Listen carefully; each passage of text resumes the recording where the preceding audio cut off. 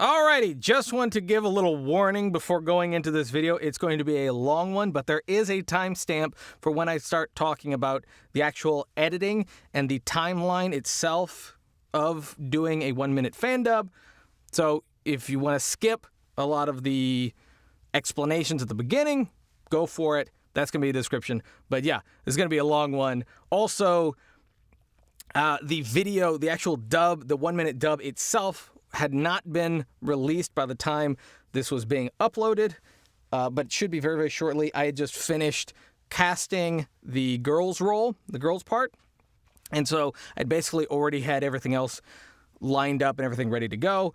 But this is not going to be the only video on this topic. There's going to be a video going into more of the actual matching the lip flaps and all that kind of stuff, including one where I actually go over localization and script writing for doing a dub. So I actually plan to make this more videos because this was already like 40-something minutes, and even that was even after cutting it down a good bit. So there you go. Some forward information if you want to skip a whole chunk at the beginning. Down in the description is your little timestamp. Go for it. And yeah, enjoy the video.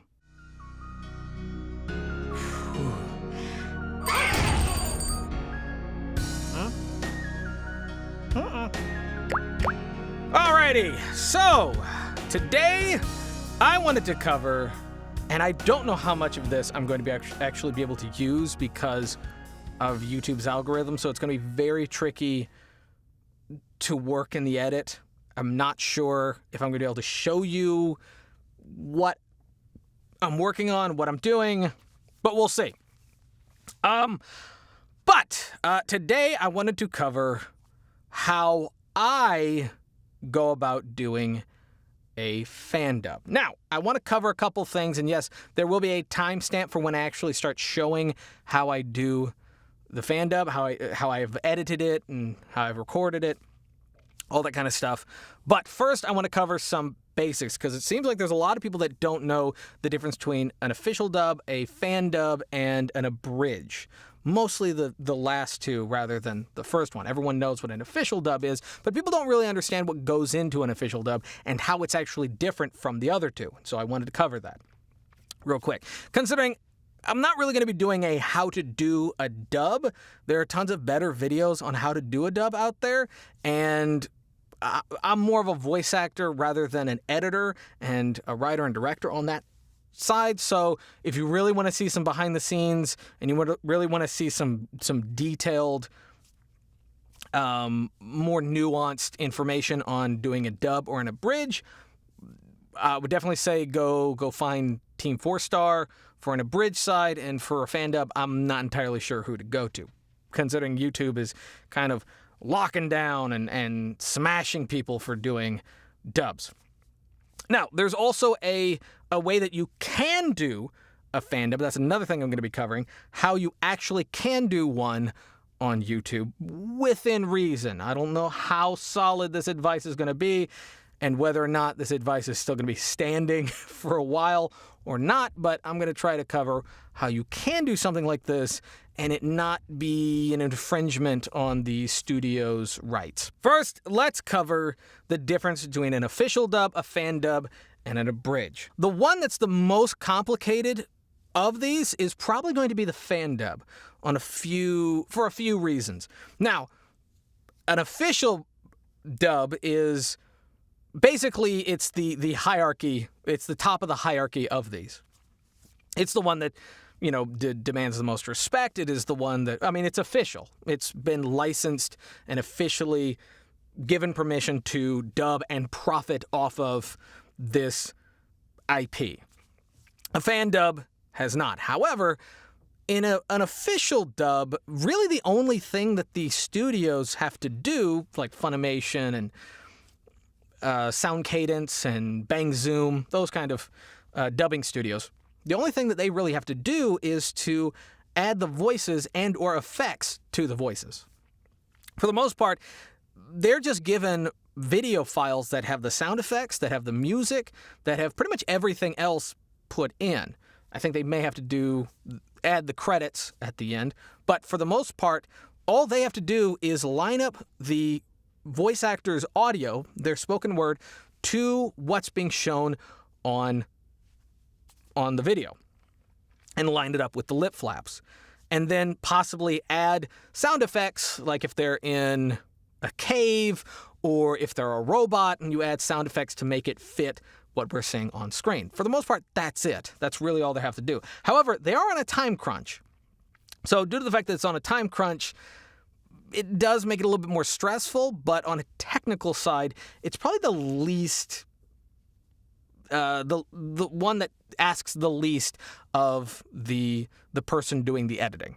Now, for a fandub, you have to get the footage and basically take out all the audio, all the music, all the sound effects, and all the voices, and add all that back in, which means that you have to go and find the right music, find the right sound effects, and composite it in a way that actually fits the video. So that, on that sense, it's a lot harder. It's also harder in the fact that you can't profit off of it. Much like an abridge, you can't profit off of a fandub. Technically, you could profit in the sense that you gain exposure and people hire you for future work. It could be used as marketing, but you can't actually profit directly off of the fandub or the abridge. Now, an abridge is different in the sense that you don't have to match the lip flaps like you would with an official and a fandub. An abridge, you basically write your own script based around parodying and making fun of the IP, and then just creating the lip flaps or extending the footage to match the jokes and the voiceover to the visuals. You're given a little bit more flexibility in that sense. However, there's a lot more creativity that goes into an abridge than there is an official and a fandub. You have to write the script. You have to basically create your own world, your own universe, and your own characters that are more or less parodying or making fun of the existing universe and characters. And you do get a little bit of flexibility in the sense that the voice actors can kind of do whatever they want, and the performance can kind of basically be whatever they want it to be. But it's more difficult in the sense of the editing, because you got to do a lot more editing. Sometimes you got to add music and sound effects that weren't, even involved or weren't even a part of the original project. You can't just go and find the original soundtrack and put it back in, because sometimes that won't fit your joke now. So those are the three main kinds. Two of them can't really be profited off of except for exposure and experience. And the only one that can is the official dub. So that's basically the difference between the two. So the one that I'm showing is a fan dub, not an official dub. Have I done official dubs? Yes, I've done official dubs. But I can't really show those. The ones that I've done haven't really been published yet, so I can't really showcase any of that work. But I have done stuff like that in the studio. And I have done stuff like that for clients, people in France and Japan and stuff like that. But I'm doing a fan dub here, a 1-minute fan dub. Now, let me say this. For YouTube, it's very, very tricky, and it's very, very complicated. But I understand it. You can't really post a fan dub on YouTube for a couple reasons. One is the fact that you don't own the rights to that, and you're not allowed to profit off of it. And the studio that actually does own the rights can just flag it for whatever reason that they want. Also, there's a possibility that you're spoiling something and giving stuff away that maybe has not been aired by the English dub yet. So if you're doing an English dub and you basically spoil the entire series, you're possibly ruining it for people that would be watching the official dub. So that's where this kind of stuff really gets dicey. Not necessarily a gray area, because it's kind of cut and dry and very clear of what you can and cannot do, but there are a few exceptions. For example, if you're not spoiling anything, and which is more or less the moral side of the argument, not necessarily the legal side of the argument. None of this is legal advice. I want to say that right now. None of this is legal advice. But what I have found is if you're posting 30 seconds or less, YouTube is a little bit more lenient. They're a little bit more acceptable or accepting of, they're a little bit more acceptable. They're a little bit more accepting of a 30-second fan dub. Now, how could you even benefit from even making a 30-second fan dub? Well, if you're doing like I am and you're basically just using it as a marketing tool to showcase your skills in editing, in directing, in compositing, in composure, in voice acting, mostly voice acting technically, then you can use it as part of marketing. Just like any other marketing tool that you have, you're not directly profiting off of your demos, which you shouldn't be, by the way. I've seen some people out there that their demos are monetized. Stop it. Frigging stop it, okay? If I have to skip an ad, or if anybody has to skip an ad, or even close a bottom third ad on your demo, you didn't get the job, okay? Let me just tell you that right now. You did not get the job. So get rid of all monetization on your demos. Even on the side, just stop it. Don't worry about it. Don't worry about it. But you can include stuff like this in a demo. Just make sure that it's very, very clear that this is not official work. Don't lie to people saying that I officially did this, which is something that I would never do and something that I'm not doing. In fact, if you look at all of them, it says unofficial. This is all just for mostly fun, for kind of my trying to understand that side of things. I like doing the editing and I like doing, the compositing and trying to get the voice to sound like it's in that area and finding the right music and mixing all this stuff together. I like doing that kind of stuff. I really do. And I want to showcase doing the voice acting for that kind of project. So that's what I'm doing. So now we're going to see what I have in my timeline. And I'm going to show you what I've been doing and how I've been doing it. Now, I don't use Adobe After Effects, Adobe Premiere, Adobe Audition. I used to have that entire suite, but I stopped using it. I really didn't feel like I was benefiting anything from it when most of the features that I use can be found for free in other programs and so forth. But a lot of what I'm going to be saying can go into pretty much any other video editing program. DaVinci Resolve, Adobe Pro Tools video or audio? I don't remember. But, so, what I'm going to be showing is about a minute. Now, when I do these, I actually record and edit more than the 30 seconds. But for YouTube, I cut it down to the best 30 seconds. But, on Instagram, I do upload the 1-minute version. Just because Instagram is a little bit more forgiving on that kind of thing. I can't monetize it on there, nor would I want to, but I can post stuff that may be possibly copywritten within reason.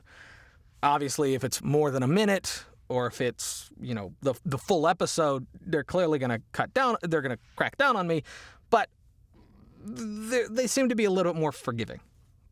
So, what we have here is a huge mess, but the top 4 are video. Now, these ones up here, ignore these. These are something that I did for someone else, for the females lines. I actually had some, let's go ahead. I have some visual aid to show when to match the dialogue to the female characters' lines. I haven't watched this anime all that much, so I don't have the names memorized. I'm sorry. But the anime is called I Say I Love You. I believe that's what it is. Kind of a, typical slice of life, high school anime.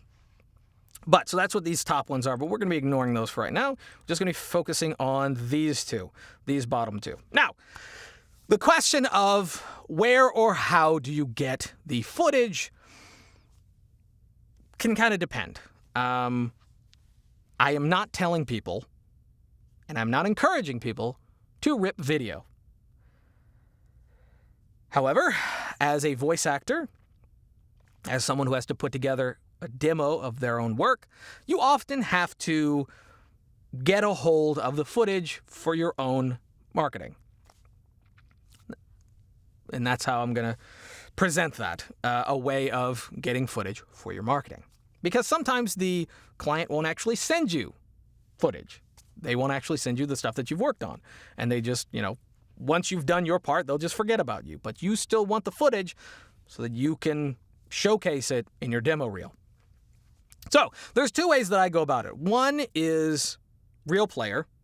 If you have the subscription, you can basically there's a little tab up at the top of your browser if you're on YouTube or most video playing things, websites, and then you can just click on that and it'll basically download it, for free. Just right like that, and it'll put it in a folder for you. And if you have the subscription, you can get the higher quality version. If you don't have the subscription, I think it's just 720p. And if it's just for your demo and it doesn't have to be high quality, or you're going to be putting it in a small box in the video itself, and just kind of like a smaller video inside of the video kind of thing, then that would probably be fine for you. Another way is through OBS or Action. You can pull up the anime, whether it's through Crunchyroll, whether it's through Netflix, whether it's through YouTube, what have you, go full screen and record a good bit on either side, and so that you have extra buffer with the audio. And if you're going to be doing a fan dub, you're going to want the version with the subtitles as well as the one without. Now, the one with subtitles, you're going to need that because unless you know Japanese, you don't know what they're saying, and so you need context and you need to rewrite the script. You might need to rewrite the script.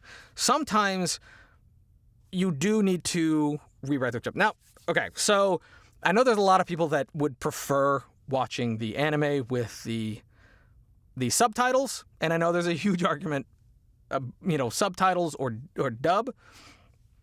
But personally, I like the dub. Now, that doesn't mean that all dubs are better than the subtitles. I've watched animes with subtitles, but because of my dyslexia, I have to constantly pause, read, catch up, pause, read, go back, pause. And for me, and convenience, considering I like to work out or do other things while an anime's playing, I don't want to always have to keep my eyes focused to the bottom half of the screen. I would rather keep my eyes focused on where the artist and the director wanted us to be focused on while I'm listening to everything that's going on. That's just me. That's my side of the dub versus sub argument. But for doing a fan dub, you're going to need the words. Now, why would you need to change the script, especially if you're doing a fan dub and it's supposed to be a direct translation? Well, Japanese and English don't have the same number of syllables. They don't have, we structure our sentences differently. So sometimes you can listen to the Japanese, the original Japanese, and you read the subtitles, and the subtitle can actually be longer. It will take you technically longer than it would in the Japanese. And sometimes vice versa. Sometimes they just keep going and the subtitle is really short. It's like, I hate you, but it's and it's got multiple syllables and the character's mouth just keeps going. That's when localization comes in. And what that means is that the director or the writer or the producer involved in the English dub has to try to add to the original script to try to extend it or shorten it to make it fit better in the allotted time of the lip flaps. What I mean is, so the mouth is opening and you're just trying to fit the voiceover within the space and the time of the lip flaps. So if the dialogue needs to be cut down to make it easier for the voice actor to get everything in without talking really, really fast and being incoherent, then they need to change up some of the dialogue. And sometimes they need to add some stuff to the dialogue. Now, this is why sub versus dub is a thing, because a lot of times the directors and writers and producers for the dub, I don't know if it's just they're being rushed or maybe they're they've never been a voice actor before, they've never been an actor, or they've never been a writer before, but sometimes the translation isn't all that good. Sometimes the translation is sloppy, it makes less sense than if it was subtitles. That's why that exists. It's not the fact that there are Americans speaking those words, it's the fact that there's someone who translated it that just did a lazy job. So that's why you need subtitled, and that's why you need the original, because the finished rendered version is obviously just going to be the version without the subtitles for your FANDUB. But you need the subs so you know what they're saying. Because you can't just... I mean, you probably could hunt if you really wanted to, try to find a transcript, but doing it this way always gives you the dialogue in the scene. So what I would normally do is I would record the segment that I'm wanting to do a FANDUB for, and I would record the video of it with the audio with the subtitles, and I would go back to where I started, record it without the subtitles, and then in editing, I would overlap them, bring down the opacity of one so that I can better see the other beneath it. Let me see if I can copy, bring you over here, paste. Okay, so I'm going to undo that. So I'm going to desync these. So this is what I'm saying. So now I'm going to bring down the opacity, and you can see this double image right here. That means that the two aren't synced up. So in order to sync them up, now all I got to do is move this over until the footage is crystal clear, kind of like one of those eye tests. Oh, boop. There we go. That's probably it. Now, because I have these lined up, I know where it was. But that is how I would line these up. Oop. Oh, that's why. Okay. Boop. So that is how I would line up this footage. Now, if you notice that there was a little bit of weird goofiness at the beginning, that actually has nothing to do with the footage itself. That's just that's just Sony Vegas. If there's too many layers, too many visual layers, it does kind of have hiccups on its preview, but all you got to do is just bring the preview quality down, and that kind of goes away. Well, that's fine. But that's what I would do to line those up. And I would also line up the audio, which normally comes with the video, as well, and make sure that that lines up as well, just as a second option of syncing everything up.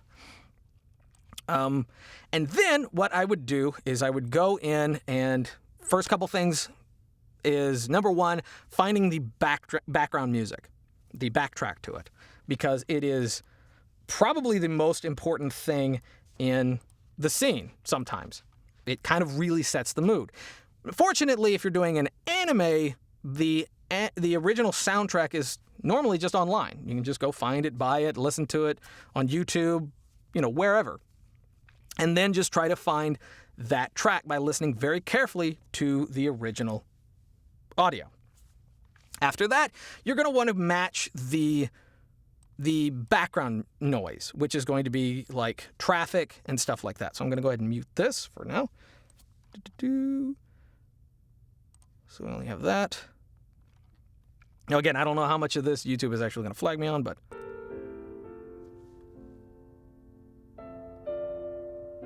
So there we go. It was able to find the soundtrack. Now, there is a segment that I wasn't able to find and duplicate, and that is where the audio kind of swells. And I don't know if it's from a different part of a different track in the anime, or if it's just an original element added to that scene. But it's only that I wasn't able to find, but I was kind of able to do something similar by matching and overlapping two tracks that have kind of a similar pace to them, similar sound. So that was the next thing that I had to do. And then I had to find the background noise. Now again, finding background noise and finding sound effects and elements is relatively easy, especially if you're not profiting off of it.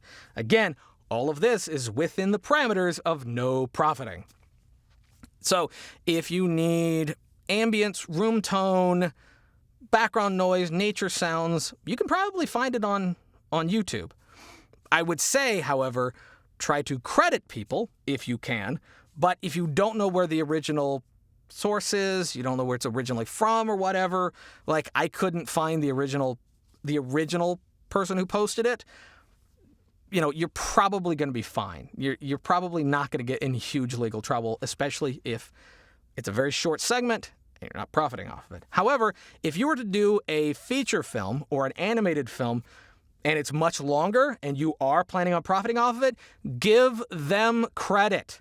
Do whatever you can to give them credit. At least, list all the places that you were able to find this audio, or message the people who on the YouTube channel that you were able to find the audio from. Message them and ask them if it's originally from them or what. Try to get some background information so you can credit the right people. Do what you can. So here I have some insect noises because it's outside and the sun's going down in the scene, which is another thing that you should try to pay attention. You can see the shadow is coming in very, very sharp, kind of at this angle. And everything's got this kind of yellowish, reddish tint to it, I guess. Kind of. The sun isn't at the tree line yet, but it is going down. So probably going to hear some insects, especially when they're outside. So that's the first background sound effect that I was able to find. Just some nature, some chirping, maybe a few birds way off in the distance. And then I just took that and looped it the whole way. After that, I wanted a little bit more randomness because I didn't want it to just sound like a consistent loop to it. So I found some more birds chirping, some wind noises, some trees rustling, just to add a second layer of, some depth to this. A little bit of traffic in the background. So now when we add the two,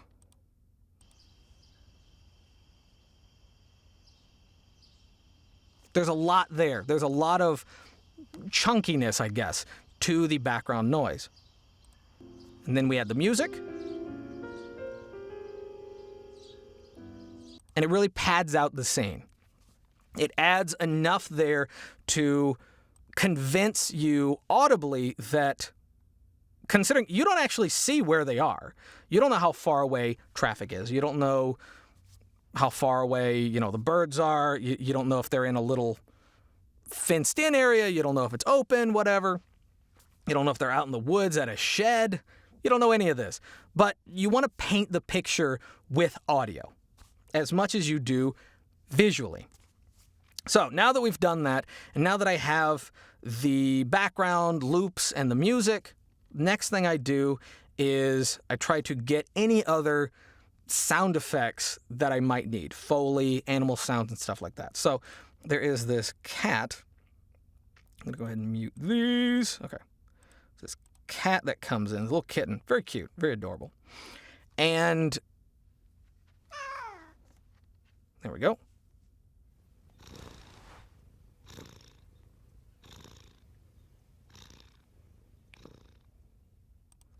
And I fade it out because now that you no longer see the cat, and the cat is no longer the focus, you can slowly fade that character away. You bring them in. I don't think that there was originally a meow in the original track, but I was like, I want to remind people or tell people in advance that there is a kitten before you see them, because it's a really short segment. The cat's there for a couple seconds. So I kind of wanted to give the cat a little bit more notice.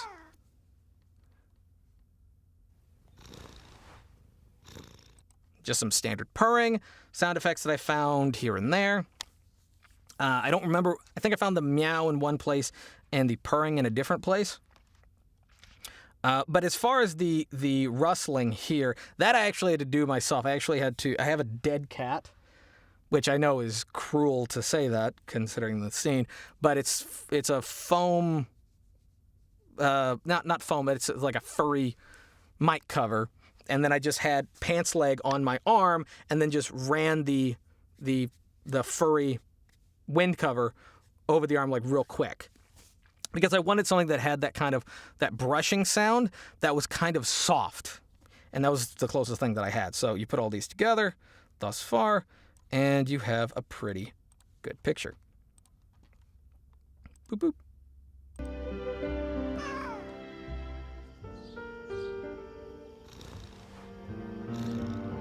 It's very soft, very subtle. You know, there's enough layers there to convince you that what you're looking at is actually happening, considering this is animated.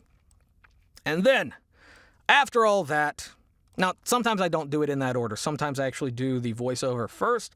But in this sense, considering I knew that I was going to be looking for someone to do the female character, you know, I didn't have to rush the male voices. So I wanted to take my time with the other things, trying to find the right sound effects and stuff like that. Also, you're probably going to have to do EQing, compressing, and noise cleanup to a lot of any of the Foley and stuff that you add, especially when it came to that pants rustling thing, because it was so quiet, having to turn up the gain and then boost it in post, there was a lot of interface hiss. And so I had to actually do a little bit of cleanup, which was tricky, cleanup and EQ, which was tricky to not lose the actual sound itself. And then to also kind of soften it, fade on both sides. That's something that I actually don't see a lot of people doing when they do their animations or they do their bridges or fan dubs, is that they don't fade in and out sound effects and music and stuff like that. There's quite often like kind of a sharp cut, but you got to fade it out. Sounds blend and sounds travel and stuff like that. So if you fade it, it's going to sound a lot more natural. All right, so now when it comes to the actual voiceover section. Now, I did record footage of me trying to record some of these, but it was really boring. It was really, really dull and boring. So I'm going to just tell you what it is that I do. I'm not going to let you listen to it. So in Sony Vegas, there is a feature, there's a function that makes doing dubs very, very easy. And I'm actually going to, okay, so this track has nothing in it. Cool. Okay, so there's a function and a feature in Sony Vegas that I don't know is in Adobe Premiere. However, I would not be surprised. Adobe Premiere always has more features than Sony Vegas, but I could never find the function. I can never find the feature, so that's why I prefer using Sony Vegas for this. And that is looping. So what that means is I'm going to select from here to here. I don't want the music keep playing because YouTube was going to flag that. But now it's just going to keep going. It's just going to keep looping over and over and over and over again, which helps me with timing. And if I give enough buffer on either side, you know, I get the rhythm and the pattern.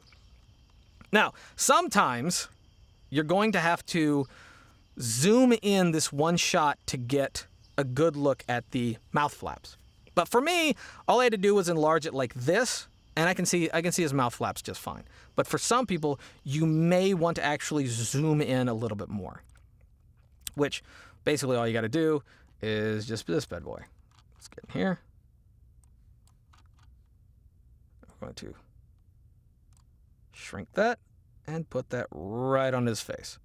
There you go. And so now, if I wanted to, I could play the entire thing just zoomed in on his head. But I don't want to do that, considering I've already done all that. Boop. It's going to go back to normal. Get rid of you. All right. So now, not only can I play this back, I can actually record, and it will keep looping the recording. What I mean by that is, so I'm going to prime this channel. Yes. So now this channel is live and active. It's primed up and ready to record. Actually going to turn that down. Cool. All right. So that way it's not peaking. And so now what I would do is within this blue area, the looped area, and this channel is live and active, I would hit record, and now it's just going to keep going. It's going to keep recording. It's not going to stop. It's going to keep going. Are you mad? I'm not going to put in effort. I'm so sorry. I'm already tired. And now, what's happened is I can take this track, enlarge it, and you see these markers? It's already put all these markers in the audio. So if I want that, if I want a particular take, I know that it was the third take. So I'm gonna shrink this to here, line that up to there, and I'm pretty much already lined up. I'm pretty much already synced up to where I was. And if it's, if it's not the right one, all I got to do is just move this around, bring this in, do that, and then now I can match this to where it needs to go. So what I would first want to do is find the first opening of his mouth, wherever that is. Okay, so he's basically got just kind of a still mouth for a very long time, kind of mouth open, kind of like an idiot. But the dialogue doesn't actually come in till about here in the original track. So technically, it doesn't have to show up immediately. Sound also travels. So if you see the character's mouth opening and they're at a distance, you could actually have the voiceover be a little bit after that. Considering if someone was a ways away from you and their mouth opened, you would actually see their mouth open before you'd actually hear their words. Even if it's slight, you'd still hear that. It would still happen. So you can do the same thing here. Within reason, you do want it to get close to the mouth flap area. But if you need just a little bit of wiggle room, you can totally do that.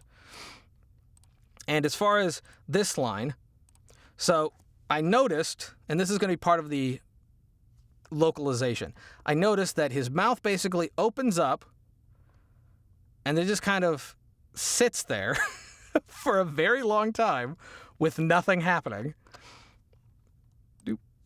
And then it kind of closes and then opens up again.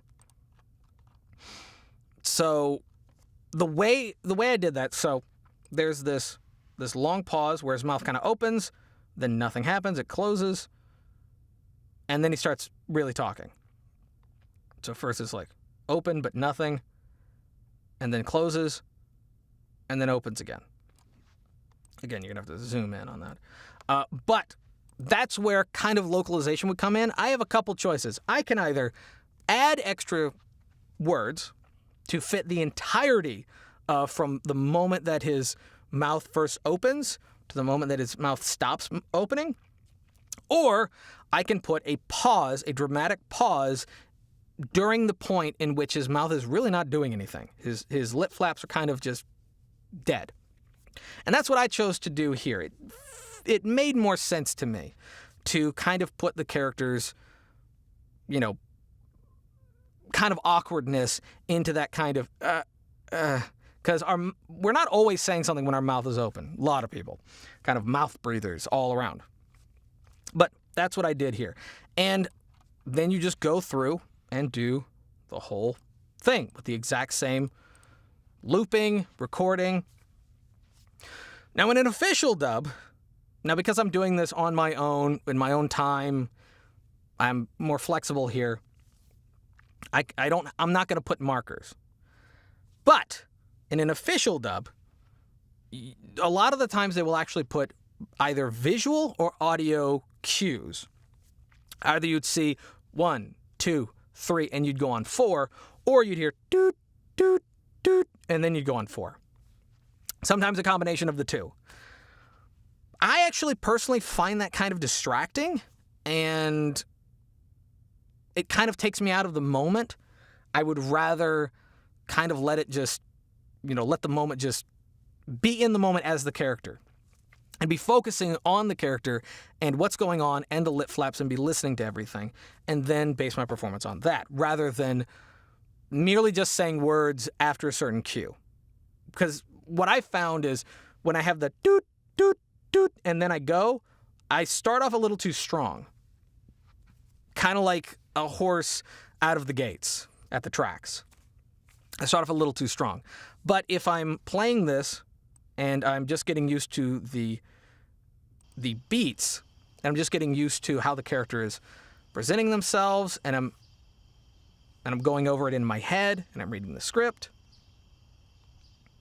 then eventually it's just going to come natural to me. And I would suggest that's probably what a lot of people, if you're doing something like this, that's probably how it's going to be for you too. It's probably going to be easier for you to just get used to looping it and watching the characters and basically running it through in your head and trying to follow along and just keeping in your peripheral the line going by, this thing going by in the bottom, while focusing on the screen and memorizing the script. That's another thing that I would definitely suggest, is memorize the crap out of your script. But that's going to be for anything you're doing. Video game, cartoon, anime, commercial, what have you. Memorize the crap out of your script. It needs to come super natural to you. You're going to have to go over it 20 plus times in order for it to really make sense. So you kind of don't want to do something like this just out of the gate. You want to watch it over. You want to be very, very familiar with it, and you want to get very, very comfortable. Know what the characters are going through, and you want the full context. You want to see the whole thing. You want to see the whole episode, understand the whole thing. What is the character going through? And knowing the character's emotion and memorizing the line is going to make it a whole lot easier. But that's basically going to be it. I'm not going to be showing really anything else.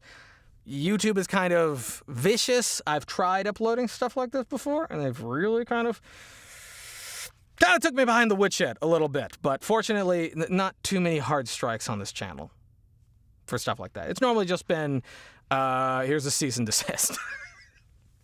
One of them was actually, when I was trying to do a demo, but I didn't understand how much of footage from a project that I've done I could actually upload to my own channel. It was just confusion. The last thing I will say that I do to help me do a dub or match the lip flaps is this little cut right here. Is taking the video, marking it visually on some level, whether it's putting markers here, where are you? Putting markers here, or just doing cuts like what I have. I don't want the markers because sometimes it gets in the way. But what I would recommend is that you go into the video, and at the beginning of when the talking starts, or when the dialogue comes in, when the subtitles come in, make a cut and visually make it different by putting either the video on its own track or the audio on its own track. So when you look at the timeline, like so, I know where each single line is supposed to go, visually on some level. Because I got these little blocks right here, got these little boxes. Yeah. And then for her, I did the same thing, but just flipped it upside down. Yeah, that was it. Anyway, that's going to be it. Thank you guys for watching. If you liked the video, give it a thumbs up. If you didn't, give it a thumbs down. Totally fine. Subscribe if you're new. Bell for notifications. And leave down in the comment section below. Like to see me cover any other topics. And if you have any questions on this topic, feel free to leave them down there. Or you can email me if you want to ask me any personal questions. If there's more information that comes up and I'm able to go into more depth, I may go into more depth in another video. But for right now, this isn't really a how-to. It's just kind of a behind the scenes on this particular project with a lot of information, a lot of rambling. And yeah, that's going to be it. And until next time, peace.